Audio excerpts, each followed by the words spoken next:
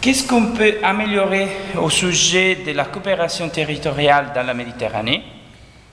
Alors, c'est sûr que la plupart des programmes de coopération territoriale de la Méditerranée ont beaucoup de choses en commun. Des fois, les programmes même se superposent à niveau thématique, à niveau des outils de coopération, etc. Il faut vraiment prendre conscience de ça et travailler pour améliorer cette situation. Ce qu'on pourrait envisager de tout de suite, c'est d'avoir vraiment au départ des critères pour définir pourquoi il faut coopérer dans la Méditerranée. Est-ce qu'il y a une nécessité véritable? C'est sûr, il y a des thèmes, on pense à la sécurité maritime et à la protection de l'environnement, où il y a une valeur ajoutée très très forte pour coopérer.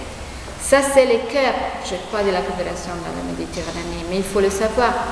Il y a aussi un thème d'opportunité. Il y a des possibilités, des potentialités que la coopération territoriale ouvre au territoire, aux États, aux sujets qui coopèrent, mais qu'il faut mesurer, qu'il faut évaluer très bien avant de commencer à coopérer. Il faut aussi savoir qu'il y a des résultats à envisager. Il faut partir par les résultats et pas pour les projets, pas pour les actions.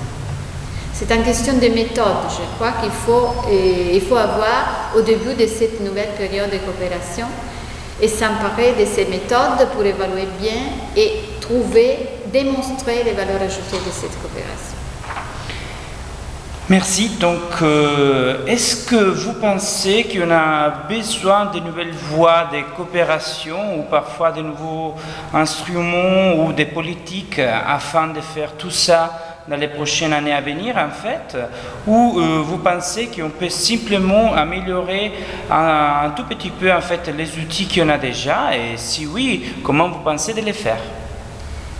Moi, je crois très sincèrement qu'il y a besoin surtout de capitaliser les expériences qu'on a faites en termes de méthodes, de modalités de gestion pour voir quelles sont les bonnes pratiques à utiliser. C'est surtout un manque de ce type de réflexion qui nous conduisent des fois à faire des erreurs ou à répéter des expériences qui ont été déjà faites sans succès. Alors, il faut partir vraiment dans un parcours de capitalisation et d'évaluation des outils et des expériences. Je ne sais pas à ce moment, les nouveaux règlements proposent bien sûr des possibilités nouvelles, pas seulement les appels à proposition. Et ça, on peut les vérifier, on peut réfléchir sur ça et voir si les autres instruments sont vraiment souhaitables pour être utilisés sous un espace de coopération territoriale.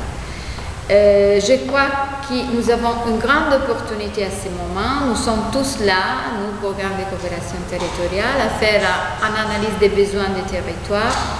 Et il faut vraiment mettre en commun cet exercice pour voir quels sont les objectifs communs, quelles sont les stratégies qu'on peut envisager et dresser à partir de ce type d'analyse. Sur les outils aussi, il y a un grand travail qui est fait par Interact. Ce que je peux suggérer, c'est que comme le travail Interact est vraiment général, qu'on puisse commencer à créer des communautés d'apprentissage au niveau régional pour réfléchir un peu plus approfondissement sur la spécificité des situations territoriales.